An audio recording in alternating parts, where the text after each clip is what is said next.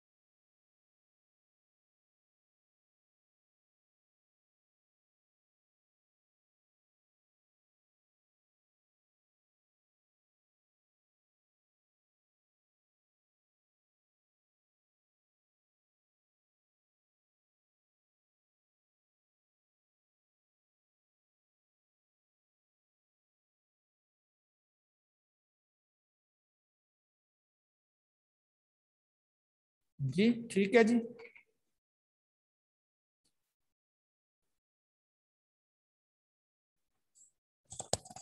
जी sir excuse me, जी। अगर हम ये इक्वेशन डायरेक्टली पुट करके इज इक्वल टू दबाएं तो डायरेक्ट वो आंसर दे रहा है, अगर कैल्क ना भी करे तो क्या वो सही होगा? सम टाइम वो आंसर आ जाता है और सम टाइम नहीं आता, इसलिए मैंने वर्ड किया है।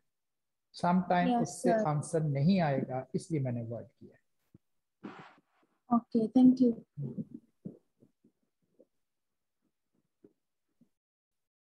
अच्छा जी, नेक्स्ट एग्जांपल है, solve the following radical equation. ऐसी कोई भी इक्वेशन जिसमें ये सिंबल आ जाए, इसे रेडिकल सिंबल बोलते हैं। स्क्वायर रूट सिर्फ उस वक्त कहते हैं, तो इस वक्त इस सिंबल को रेडिकल सिंबल बोलते हैं, सिर्फ इस सिंबल को। This symbol is called radical symbol. आपके पास एक इक्वेशन आ गई और उस इक्वेशन में ये रेडिकल सिंबल आ गया।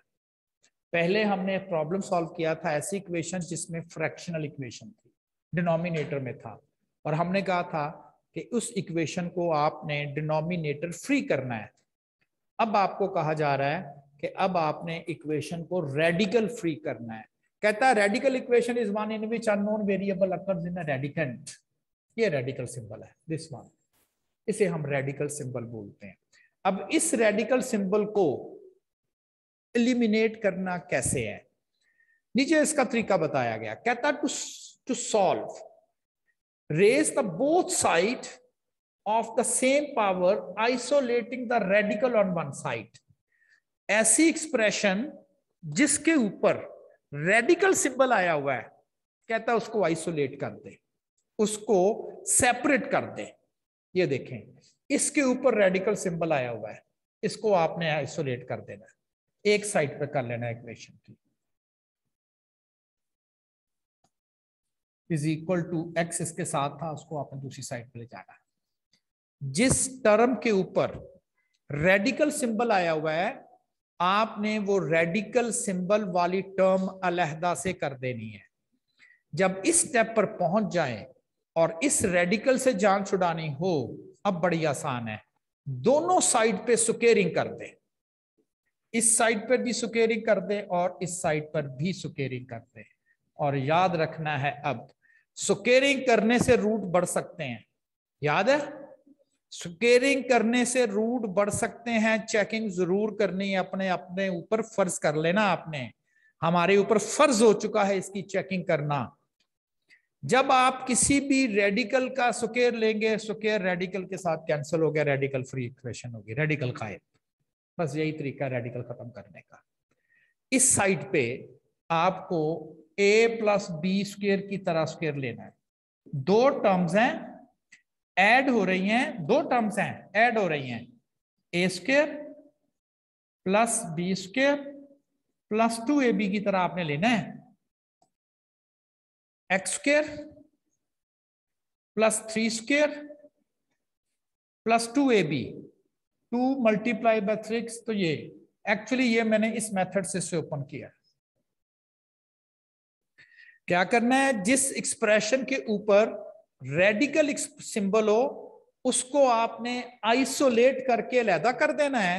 स्क्वेयरिंग करेंगे आइसोलेट करके, उसके ऊपर से रेडिकल खत्म हो जाएगा। इसको अगर आपने सॉल्व करना हो, चूंकि ये दो टर्म्स हैं, स्क्वायर आया हुआ है, तो ये स्क्वायर इस तरह से ओपन होगा, ये वाला। अब आसान है, इस एक्स के इस साइड पर लेके जाएंगे, नेगेटिव हो जाएगा, कैंसिल हो जाएगा। 6x एक साइड पर रह गया, 33 और नेगेटिव 24 रह गया, x is equal 4 is the answer. लेकिन अभी आंसर नहीं आया, ये तो इस इक्वेशन का आंसर है, हमने तो फुलूम करना है इस इक्वेशन का आंसर। आपने कहा फिर क्या हुआ? नहीं, याद करें कि जब आपको कहा गया था कि अगर आप बोथ साइड पे rising both side of equation, हो सकता है इक्वेशन का सॉल्यूशन ना आए, और आपने यही हरकत यहां पर की हुई है। तो फिर आपने सॉल्यूशन चेक करना है। फिलहाल सॉल्यूशन है 4, इस 4 को यहां पर रखें। 4 square 16 plus 33 square root negative 4 is equal to 3, ये बनता है 49। 49 का स्क्वायर रूट बनता है 7 माइनस 4। बिल्कुल ठीक है, ठीक है जी, कंफर्म है, सॉल्यूशन है जी इसका। That satisfied the original equation, so x is equal to 4 is the solution of original equation. X is equal to 4 is the solution of original equation. तो ऐसी इक्वेशन जिसमें रेडिकल सिंबल आ जाए, आपने radical symbol वाली expression को isolate करना है, अलहदा कर देना है, इसे आपने अलहदा कर देना, बाकी सारी एक्सप्रेशन आपने एक साइड पे ले जानी। स्क्वेयरिंग करेंगे, रेडिकल सिंबल स्क्वेयर के साथ कैंसिल हो जाता है, स्क्वेयर रूट स्क्वेयर के साथ कैंसिल हो गया, रेडिकल एलिमिनेट हो गया, ठीक। लेकिन यहां पर स्क्वेयर करने के लिए आपकी चेकिंग भी करना जरूरी हो गया है। कोई बात नहीं, सॉल्यूशन किया, आंसर आया, चेकिंग की, पता चला जी कोई बात नहीं, आंसर स्टिल वही रहा है, जाकर वहां वर्ड में था, लाजमी नहीं था कि रूट्स जो हैं वो डिस्टर्ब होने ही होने होते हैं, और कम से कम आपके पास आंसर आ गया। और यही सेम एक्सरसाइज जो कि आपको अभी बताई गई है, आप इसके लिए भी कर सकते हैं कैलकुलेटर से। सेम एक्सरसाइज जो आपको बताई गई, left side right side put करें, square root x square plus 33, इस स्क्वायर रूट के बाहर आना है, वरना इसके अंदर ही लिखा जाएगा। ये हम बाहर आ गए, नेगेटिव एक्स, नेगेटिव एक्स। अब इसको स्केल कर दे, फर्ज करें मैं 4 ही रखता हूं, 4 ही, देखें 3 आ गया, राइट साइड क्या है 3, चले आंसर तो सॉल्व किया जा सकता है। लेफ्ट साइड राइट साइड पे आप जो आपको अपने पेजेस पे आंसर मिलते हैं वो रख के देखें तो आपको पता चलता है। एग्जाम में 3-4 आंसर होगा ना तो आपको चारों रखने पड़ेंगे टर्न बाय टर्न, जो मैच कर दे राइट लेफ्ट साइड को वही आंसर आपके पास आ जाएगा। Solve the radical equation. अब 2 रेडिकल्स हैं, ये भी रेडिकल है ये भी रेडिकल है। आपने स्टेप बाय स्टेप वही काम करना है। दोनों रेडिकल इकट्ठे एलिमिनेट नहीं होंगे। आपने पहले एक साइड पे एक रेडिकल कर देना है। रेडिकल एक साइड पर एक, यहां 2 रेडिकल्स हैं, ये आपने अलग कर दिए और इस रेडिकल को आपने इधर ले आना। वो आपकी मर्जी है, जॉन साहब मर्जी, एक रेडिकल अलग करना है आपने। 2 रेडिकल्स हैं, दोनों में से एक रेडिकल टर्म आपने अलग करनी है। अब स्केयरिंग करते हैं और याद रखना है कि अब आपको चेकिंग भी करनी पड़ेगी। स्केयरिंग, इससे ये कैंसिल हो गया, x-3 रेडिकल से जान छूट गई। इधर a स्क्वायर, इसका स्क्वायर करेंगे आप, x आएगा plus b square 9 minus 2ab, ये रेडिकल तो फिर रह गया और एक ही एलिमिनेट होगा, 2 नहीं होंगे। फिर अगेन वही एक्सरसाइज करें, रेडिकल एक्सप्रेशन एक साइड पर रहने दें, रेडिकल एक्सप्रेशन एक साइड पर रहने दें। ये कैंसिल हो गया, 6√x इस साइड पर आ गया इज इक्वल टू, ये 3 इधर चले गया और 12 हो गया। रेडिकल एक्सप्रेशन रह गई x इज इक्वल टू 2। अब फिर स्क्वेयरिंग कर दें, फिर स्क्वेयरिंग बोथ साइड कर दें। जब आप स्क्वेयरिंग बोथ साइड करेंगे तो x is equal to 4, x is equal to 4। ऐसी इक्वेशन जिसमें 2 रेडिकल सिंबल्स हों, 2 रेडिकल सिंबल्स, आपने उसको 1 बाय 1 करके रेडिकल सिंबल्स एलिमिनेट करने हैं। एक साइड पे एक ऐसी एक्सप्रेशन रहने दें जिस पर रेडिकल सिंबल है, दूसरा उधर ले जाए। मैंने इस साइड पर इसे रहने दिया है, ये इधर आ गया, स्क्वेयरिंग किया, इस रेडिकल से जान छूट गई, लेकिन ये प्रोडक्ट में ये रेडिकल फिर आएगा। दोबारा फिर रेडिकल अलहदा किया, स्क्वेयरिंग कर दिया, दूसरा रेडिकल भी आउट। अब सॉल्यूशन को जरूर चेक करें। चले जी, x इज इक्वल टू 4 याद रखते हैं, 4 minus 3 square root minus square root of 4 is equal to -3। 4 minus 3 1 minus 2 is equal to -3, -1 is equal to -3। No, तो इसका तो सोल्यूशन ही नहीं है ये वाला। Does not satisfy the original equation, hence above equation has no solution. तो लाजमी नहीं है हर इक्वेशन का सोल्यूशन जरूर एग्जिस्ट ही करता है। देखें इसमें नहीं है, और यही एग्जाम का क्वेश्चन था। आई कैप के पेपर में एक क्वेश्चन आया, स्टूडेंट ने क्या किया, यहां तक तो कर लिया और कह दिया x is equal to 4 is the answer. तो था ही नहीं, ओरिजिनल इक्वेशन का सोल्यूशन एग्जिस्ट ही नहीं करता। Not possible to solve any value of x that becomes right side is equal to left side. दुनिया में कोई इक्वेशन ऐसी x की वैल्यू एग्जिस्ट ही नहीं करती जो इधर रखेंगे तो लेफ्ट साइड और राइट साइड का आंसर बराबर कर दे। तो इस इक्वेशन का कोई सोल्यूशन नहीं है। आप इसको वैसे भी सॉल्व करके देखें, राइट साइड लेफ्ट साइड, तो 4 रखेंगे तो राइट और लेफ्ट साइड का आंसर बराबर नहीं आएगा। तो आपको मैंने एनालिटिकल मेथड क्या सॉल्व करने का वे वो बताया कि अगर फ्रैक्शनल इक्वेशन हो तो कैसे सॉल्व करना है, ऐसी इक्वेशन जिसमें रेडिकल सिंबल आ जाए तो कैसे सॉल्व करना है, और डायरेक्ट कैलकुलेटर से कम आंसर ऑप्शन जो हैं वो भी आपको बता दिया। अब मसला क्या है, क्यों मैं आपको फोर्सफुली कह रहा हूं कि इसको सॉल्व करें। देखें, हो सकता है आप एक क्वेश्चन सॉल्व कर रहे हैं और क्वेश्चन सॉल्व करते करते इस तरह की कोई चीज आपके सामने आ जाए, यहां से जो x की वैल्यू या यहां से जो x की वैल्यू आएगी उसको पुट करके अभी क्वेश्चन को और आगे सॉल्व करना है। उसने फाइनल आंसर किसी और चीज का दिया हुआ है तो फिर तो नहीं वो एबीसी में ये लिखेगा। आपको आधे क्वेश्चन के तौर पे एक्स का आंसर 4 सॉल्व करके फिर आगे पुट करके अगला क्वेश्चन अभी चलाना है। उसने आंसर फाइनली यहां पर जो आएगा वो दिया हुआ है, ये तो इंटरमीडिएट पर आ गया, तो फिर तो नहीं आपको कैलकुलेटर से रिवर्स सॉल्व कर पाएंगे, फिर आपको मैनुअली ही उस प्रॉब्लम को सॉल्व करना पड़ेगा। इसलिए मैं कह रहा हूं कि आप इस प्रॉब्लम को मैनुअल भी करेंगे, और अगर आप लकी रहे और एग्जामिनर ने सिर्फ इतना ही पूछ लिया कि आप एक्स की वैल्यू बताएंगे, तो आप डायरेक्टली एक्स की वैल्यू रख के इसको जो है वो सॉल्व कर सकते हैं। इक्वेशन की लेफ्ट साइड रखें, जो उसने 4 ऑप्शन दिए हैं एक एक करके पुट करके उसकी वैल्यू फाइंड कर लें, फिर राइट साइड रखें, चारों ऑप्शन की वैल्यू फाइंड कर दें, जहां पर दोनों आंसर्स बराबर आ जाएंगे वही उसका फाइनल सोल्यूशन हो जाएगा। जी, अगर किसी ने कोई मुझसे क्वेश्चन पूछना हो, एनीवन?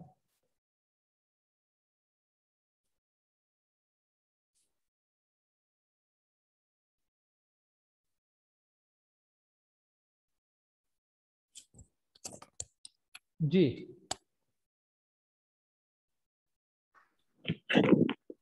सर एक्सक्यूज मी, जी अगर सर एग्जामिनर अगर एक्स की वैल्यू पूछेगा तो सिर्फ ये इंटरमीडिएट तक करेंगे, और अगर वो सॉल्यूशन ऑफ द इक्वेशन पूछेगा नेक्स्ट फिर उसको चेक करेंगे? नहीं, देखिए एक्स की वैल्यू क्या है, एक्स सोल्यूशन ही तो है अननोन का। क्या ये जो सोल्यूशन इस वक्त आपके पास है इस इक्वेशन का सोल्यूशन है? नहीं है, आपने चेक करना है ना इसको। जब इक्वेशन का Yes, सोल्यूशन sir. फाइंड करना है तो सोल्यूशन से मुराद है the value of unknown for which left side is equal to right side. तो क्या 4 से लेफ्ट और राइट साइड बराबर हो जाती? नहीं होती, तो ऊपर वाली इक्वेशन का सोल्यूशन ही नहीं है। आप कहें ये क्या आ गया है? ये आ गया है एक्सट्रानियस सोल्यूशन। पढ़ा था ना एक्सट्रानियस रूट, ये Yes, sir. एक्सट्रानियस सोल्यूशन है, ये ओरिजिनल इक्वेशन का सोल्यूशन ही नहीं है। कब आ सकता है? जब आप दोनों साइड पे स्क्वेयरिंग करते हैं। मैं नहीं कहता लाजमी आएगा, आ सकता है, इसलिए तो मैंने चेक किया है। देखिए पिछली इक्वेशन में भी हमने यही काम किया था, स्क्वेयरिंग की थी, लेकिन जो सोल्यूशन आया था उसको ओरिजिनल इक्वेशन में रख के देखा तो बिल्कुल उसका सोल्यूशन था। लेकिन अगली इक्वेशन ऐसी इक्वेशन है, सोल्यूशन लग रहा था है, लेकिन जब उसे यहां पर रख के चेक किया तो पता चला कि ये इसका सोल्यूशन नहीं है, इसे हम एक्सटर्नल सोल्यूशन कह देते हैं, क्योंकि वो उस ओरिजिनल इक्वेशन का सोल्यूशन है ही नहीं। ये हुआ क्लियर पॉइंट ये आपको? Yes, sir.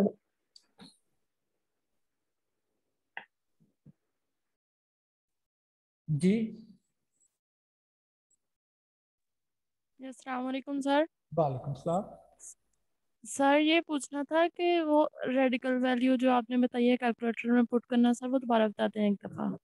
अच्छा जी, रेडिकल वैल्यू कैसे पुट करते हैं? ठीक है, बता देते हैं। कैलकुलेटर पर रेडिकल कैसे पुट करते हैं? जी आपका? जी सर, आपने अभी ये जो रेडिकल इक्वेशन सोल्व करवाई है हमें, जी यहाँ सर आपने कहा था कि अगर एक साइड पर हमारे पास रेडिकल है इक्वेशन की इक्वालिटी की, और दूसरी साइड पर हमारे पास रेडिकल नहीं है, हम्म, एक साइड पर दो हैं, तो हम एक रेडिकल को उठाकर दूसरी साइड पर ले जाएंगे। जी बिल्कुल। और अगर दोनों साइड पर दो दो रेडिकल्स हों? आपने जब भी प्रॉब्लम सॉल्व करना है, चाहे 10 रेडिकल क्यों ना हो, आपने एक रेडिकल इक्वेशन की एक साइड पर आइसोलेट कर देना है, अकेला कर देना है, फिर स्क्वेयरिंग करना है, एक एक करके वो एलिमिनेट होते जाएंगे। तो 3 होंगे ना रेडिकल, आप पहले एक रेडिकल एक साइड पे करें, उसको सॉल्व करेंगे, वो रेडिकल खत्म हो जाएगा, 2 रह जाएंगे। फिर एक रेडिकल उठा के एक साइड पे ले आए, फिर स्क्वायर करें, वो भी रेडिकल जाएगा, फिर तीसरा रेडिकल एक रह जाएगा, फिर स्क्वायर करेंगे, फिर वो भी आउट हो जाएगा। यानी कि एक एक रेडिकल आपने इक्वेशन की सिंगल साइड पे ले जाके उसकी स्क्वेयरिंग करते जाना, रेडिकल खत्म होते जाएंगे। ठीक सर।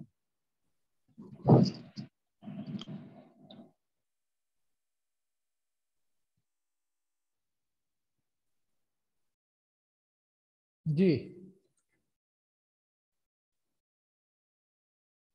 आपका क्वेश्चन? सर मैंने पूछना था सर, ये जो अभी आपने लास्ट एग्जांपल कराई है जी सर, इसमें अगर आई कैप वाला इसको क्वेश्चन में देता है तो क्या वो नो सॉल्यूशन के साथ देगा जी या बिल्कुल। 4 के साथ ही देगा? नहीं नहीं नहीं, क्या इस इक्वेशन, ये है ही आई कैप का क्वेश्चन, क्या इस इक्वेशन का सोल्यूशन है? इस इक्वेशन का तो कोई सोल्यूशन नहीं है। कोई हमने जो तो फाइंड नो किया, सॉल्यूशन आएगा। हाँ जी, नो सोल्यूशन है, जीरो नहीं कहना, this equation has no solution. इस तो इक्वेशन सर हम का कोई सोल्यूशन नहीं है। सर अगर वो हमें वहां पे एग्जांपल्स दी होती हैं, वहां पे आंसर्स दिए होते हैं सर, हम सारों को पुट करते हैं और सारे बराबर नहीं आते, तो हमें वहां से भी तो पता लग जाएगा ये इसकी ये कोई सॉल्यूशन ही नहीं है। जी अल्टरनेटिव यही तो बता रहा हूं मैं आपको, ठीक। अल्टरनेटिवली यही तो मैं आपको बता रहा हूं कि एक वे ये है कि इस प्रॉब्लम्स को मैथमेटिकली कैसे सॉल्व करना है। सेकंड वे बता रहा हूं कि आपको उसने फर्ज करें आंसर ऑप्शंस दी हुई है 4 2 1 -2, आप इस 4 को पहले इधर रख के देखें, क्या देखें राइट लेफ्ट साइड बराबर होती है? आपने कहा नहीं होती, फर्ज करें यहां लिख देता नो सोल्यूशन।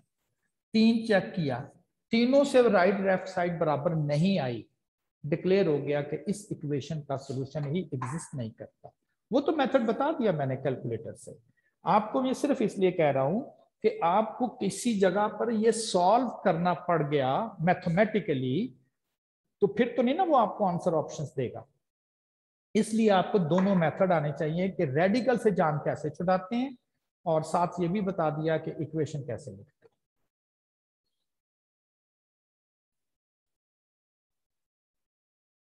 जी आप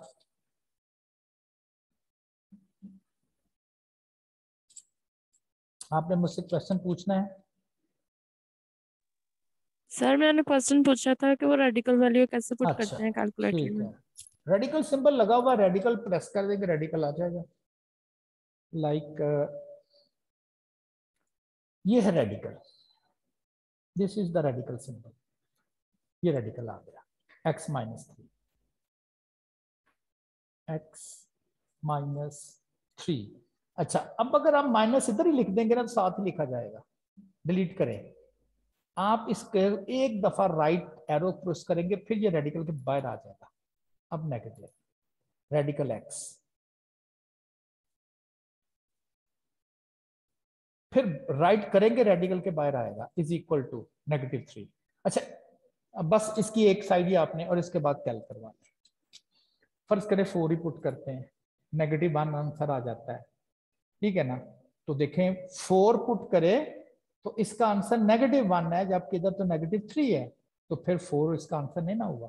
तो इस इक्वेशन का कोई भी सोल्यूशन एग्जिस्ट ही नहीं करता, वो जो आंसर आ रहा है उसे आप एक्सट्रानियस रूट का नाम दे सकते हैं। This equation has no solution, और ये आई कैप का क्वेश्चन है, इसका कोई सोल्यूशन नहीं है।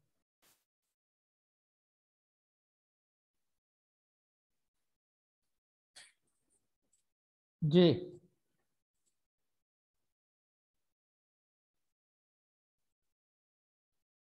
पूछिएगा क्वेश्चन।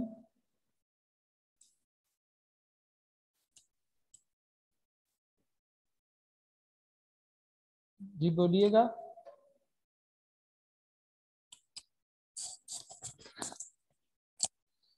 आपको नहीं पता चल रहा,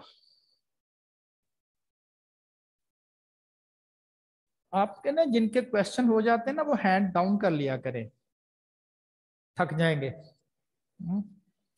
हाथ ऊपर कर लेते फिर आपको पता नहीं चलता डाउन कैसे करना है। मानो साहब डाउन कर लें हाथ, उसको पता ही नहीं चला डाउन कैसे करना है। चले थक जाएगा खुद ये। अच्छा जी, ये तो था कि सिंगल आपके पास ऐसी इक्वेशंस आ गई जिसके ऊपर फ्रैक्शनल आ गए, या ऐसी इक्वेशन आ गई जिसके ऊपर रेडिकल सिंबल आ गए, उसको कैसे सॉल्व करना है। There is an another equation कि अगर वो इक्वेशन क्वाड्रेटिक आ जाए फिर कैसे सॉल्व करना है। क्वाड्रेटिक इक्वेशन को कैसे सॉल्व करते हैं? ऐसी इक्वेशन जिसकी पावर 2 हो, that is called quadratic equation, उसको कैसे सॉल्व करना है।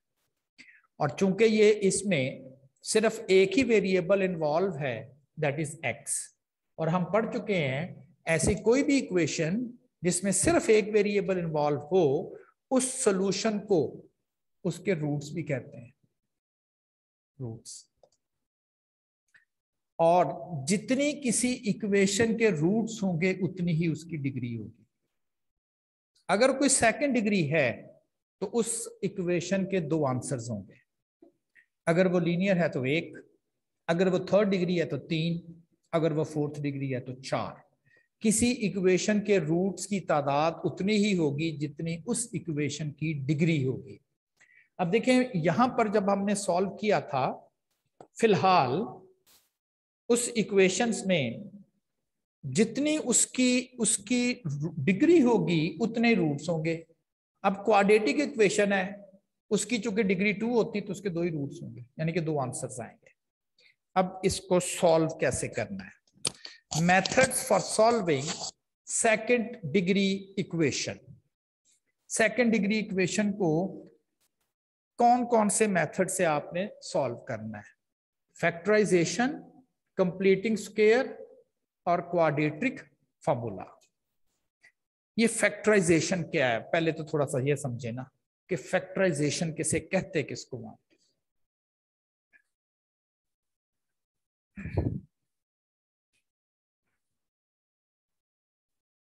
फैक्टराइजेशन ये है, फर्ज करें आपके पास लिखा गया है 12। मैं कहता हूं कि ये जो 12 है ये बड़ा कॉम्प्लेक्स है, बड़ा मुश्किल है इसको पढ़ना। आप कह लीजिए कि जरा आसान सा करके नहीं हो सकता। इस 12 को लिख सकते हैं 4 × 3 के साथ, तो आप कह सकते हैं इसकी आपने फैक्टराइजेशन कर दी। 2 सिंपल फैक्टर्स में कर दिया, हाँ ठीक है। 2/6 भी कर सकते हैं आप, ये भी इसकी फैक्टराइजेशन ही कहलाएगी। 1/12 कर लें। किसी भी नंबर को आप मल्टीप्लाई करके लिखना उसकी फैक्टराइजेशन कहलाता है, कि हमने उसकी फैक्टराइजेशन कर दी। ये तो हो गया नंबर की। अगर कोई एक्सप्रेशन सेकंड डिग्री हो, लाइक इस तरह की,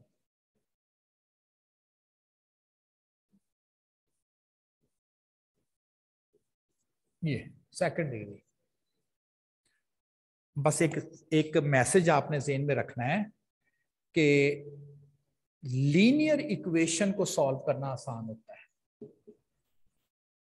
लीनियर इक्वेशन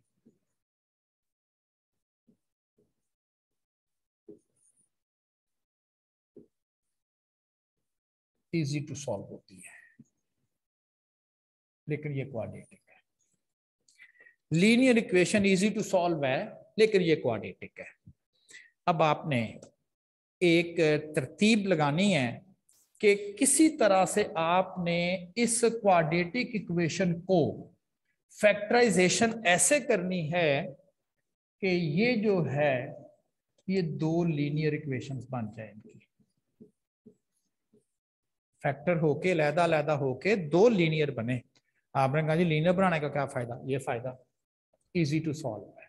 क्वाड्रेटिक इक्वेशन इसकी तरह समझ लें टफ थी, मैंने कहा इसको जरा आसान करके लिखें। आपने कहा जी 1 3 लिख ले, 1 4 लिख ले। क्वाड्रेटिक इक्वेशन सॉल्व करना मुश्किल थी। फैक्टराइजेशन एक ऐसी टेक्निक है जो इसकी डिग्री कम कर देती है, इसे लोअर डिग्री में ले आती है।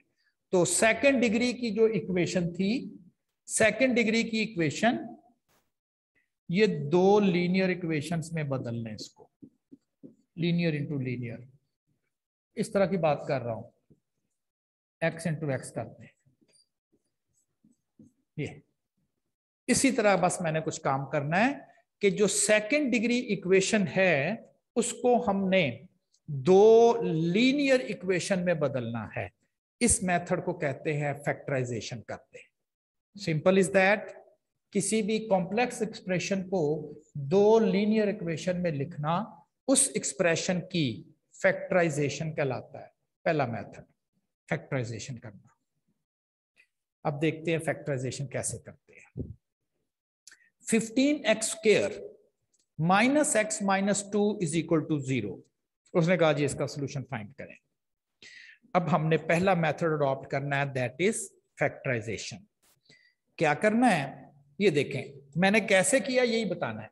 ये इक्वेशन थी क्वाड्रेटिक, जरा नोट कर दीजिएगा क्या ये दो लीनियर है, ये दो लीनियर में मैंने बदला है आफ्टर फैक्टराइजेशन। ये आपको सिखानी है कि कैसे मैंने एक क्वाड्रेटिक इक्वेशन को दो लीनियर में बदला कैसे है।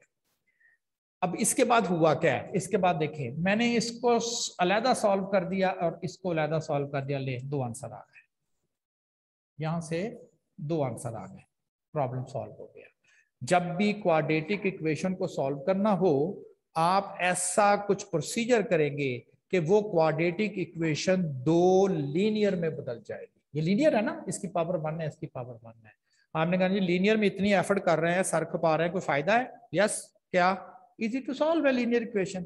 तो क्वाड्रेटिक को लीनियर दो लीनियर में बदलना कैसे है, इसका तरीकाकार क्या है, ये आपने गौर से देखना है।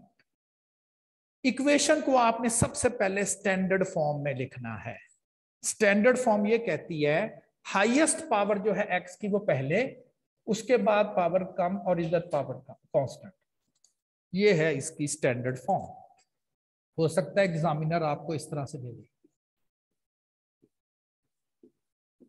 और आपने अगर फैक्टराइजेशन करनी है तो इसकी स्टैंडर्ड फॉर्म में लिखना है। ये है इसकी स्टैंडर्ड फॉर्म। स्टैंडर्ड फॉर्म में लिखने के बाद ये जो 15 है इसको आपने इस कांस्टेंट के साथ मल्टीप्लाई कर लेना, a with c। Standard form में लिखने के बाद a को c से आपने मल्टीप्लाई कर लेना है 30, और इसका जो साइन है वो लहदा लिख लेना आपने। 15 को -2 के साथ मल्टीप्लाई किया, आंसर आया -30। नेगेटिव आपने लहदा कर दिया और 30 लिख दिया। अब आपने इस 30 की फैक्टराइजेशन करनी है, प्राइम फैक्टराइजेशन। 2 15 3 5। ये जो 30 है इसकी हमने जब एक फैक्टर 2 है, एक 3 है और एक 5 है, आपने इनमें से दो ऐसे पिक करने हैं, इनमें से दो ऐसे फैक्टर पिक करने हैं कि जिनको हम माइनस करें। ये माइनस का ये फायदा है, और आंसर आना चाहिए ये दरमियान वाला बी, यानी कि नेगेटिव वाला। इनमें से दो ऐसे पेयर बनाने हैं जिनको नेगेटिव करने से आंसर आना चाहिए -1। मैं इस पेयर को अलहदा कर लेता हूं 2 और इसको अलहदा कर लेता हूं 15। क्या किसी तरह से 2 और 15 को नेगेटिव करें -1 आ जाएगा? नहीं आएगा। इसका मतलब 2 और 15 पेयर जो है वो एक्सेप्टेबल नहीं है। आप क्या करेंगे, आप कहेंगे ये दोनों मिला के देखते हैं। ये एक्सरसाइज, ये प्रैक्टिस ही होती है। 6 और दूसरी साइड पे कर ले 5। क्या 6 और 5 को नेगेटिव करेंगे -1 आंसर आएगा? जी बिल्कुल आएगा, -1 आएगा। अब -1 आंसर लेने के लिए बड़ी रकम के साथ नेगेटिव लगा दें, छोटी के साथ प्लस लगा दें। देखें जरा इनको सॉल्व करें। -6 + 1, ये -1 आ जाएगा। यानी कि आपने करना क्या है कि वो जो a को c से आपने मल्टीप्लाई किया हुआ है उसके ऐसे दो पेयर पिक करने हैं जिनको ये सिंबल देख लेना है, नेगेटिव करके आंसर क्या आना चाहिए? जो दरमियान वाली रकम है ये आंसर आना चाहिए। दरमियान में b लिखा हुआ है, a को c से मल्टीप्लाई करना है स्टैंडर्ड फॉर्म में, ये a है, इसको आपने c से मल्टीप्लाई करना है, a ये c ये b कहलाता है। -1 आंसर आना चाहिए। अब आपकी मर्जी है, लिखते वक्त आप चाहे +5x पहले लिख ले, -6x बाद में लिख लें, ये वाला। तो हमारे पास एक्सप्रेशन आ गई 15x² + 5x - 6x -2। 15x²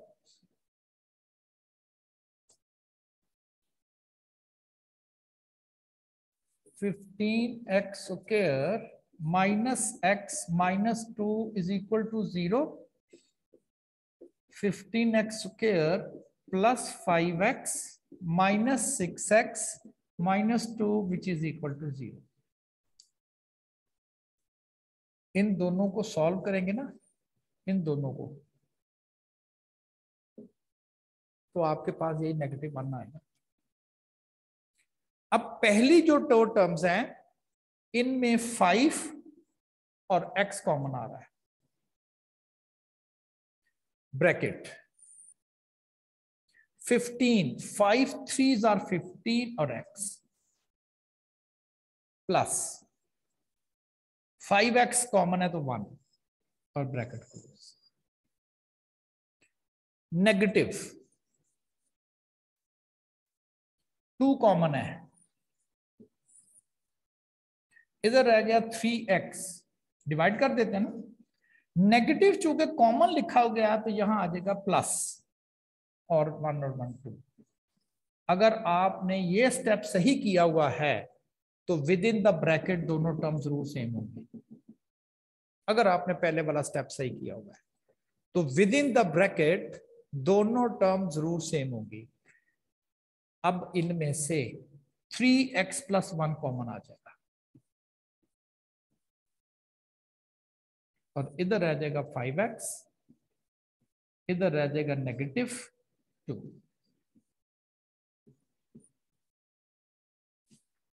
क्या हो गया? एक क्वाड्रेटिक इक्वेशन दो लीनियर इक्वेशन में बदल गई। 3x plus 1 into 5x minus 2 is equal to 0। तो ये दो नेगेटिव एक्सप्रेशंस में, दो लीनियर इक्वेशंस में बदल गए, दो लीनियर्स में बदल गए। अच्छा जी, अब ये जब ये दो लीनियर्स में बदलेगी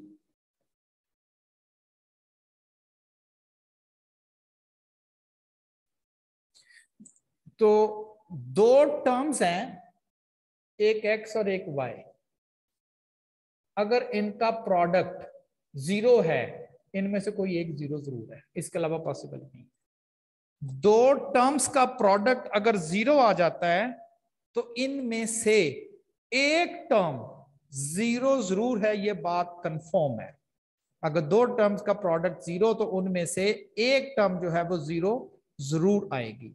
अब देखिएगा, ये दोनों का प्रोडक्ट 0 है, या तो इसमें से 3x प्लस 1 ये चीज 0 है, नहीं तो फिर दूसरी 0 है, या फिर ये 0 है। क्या दो लीनियर अलग-अलग नहीं हो गई? यहां से x का आंसर आ गया नेगेटिव 1/3, यहां से x का आंसर आ गया 2/5। दो आंसर आ गया, negative 1/3 is one answer, 2/5 and another answer, दो आंसर आ गए। क्या करना है? इक्वेशन की स्टैंडर्ड फॉर्म कहती है ax square plus bx plus c is equal to 0। This is the standard way of writing. a को c से मल्टीप्लाई कर लेना है, जो आंसर आए उसका साइन अलग लिख देना है। नेगेटिव 30 आता था, 30 इधर का लिया, साइन इधर कर दिया। इसकी फैक्टराइजेशन कर देनी है, प्राइम फैक्टराइजेशन कर देनी है। 2 3 5 इसके फैक्टर हैं, इनमें से दो पेयर बनाने हैं। नेगेटिव ही करना है जो यहां लिखा हो, अगर प्लस होता तो प्लस करना था, नेगेटिव ही करना है।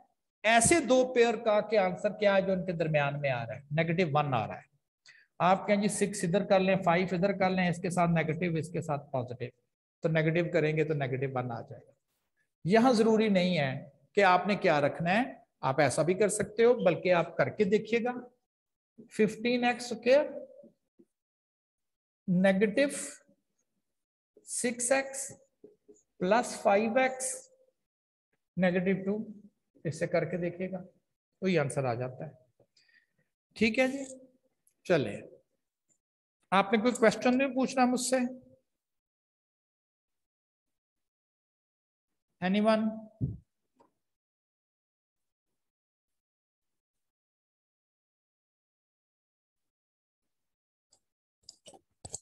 जी अस्सलाम वालेकुम सर मैंने पूछना था, इसको हम कैलकुलेटर पे कर सकते हैं पुट करके, वैल्यूज सारा देख कुछ ही सकते कर हैं इसकी? सकते हैं, सारा कुछ ही कर सकते हैं।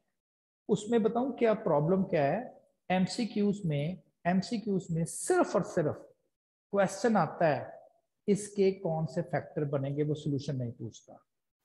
मैं इसलिए एक्सप्लेन कर रहा हूँ, वो सोल्यूशन ठीक। पूछता ही नहीं है। वो कहता जी कि इसके फैक्टर्स कौन कौन से बनेंगे, सिर्फ इतना पूछता है। तो फिर सही। हम सोल्यूशन तो नहीं कर सकेंगे ना। तो जो जो जी। चीजें इंटरमीडिएट उसने पूछनी है, कैलकुलेटर फाइनल आंसर देता है, फंस जाएंगे। फाइनल आंसर उसने पूछा ही नहीं है, वो कहता है जी इसके फैक्टर्स क्या बनेंगे। आगे ना ये देखिएगा, आगे हमारे पास जाके ये फैक्टराइजेशन सारी आएंगी, जी। वो आंसर नहीं पूछेगा। इसलिए आपको फैक्टराइजेशन समझा रहा हूं। जहां तक आंसर की बात है, बिल्कुल आंसर कैलकुलेटर से डायरेक्ट भी आएंगे, लेकिन फैक्टराइजेशन हमने समझनी है कि फैक्टराइजेशन एक्चुअली करते कैसे। ठीक सर, थैंक यू। जी कोई और?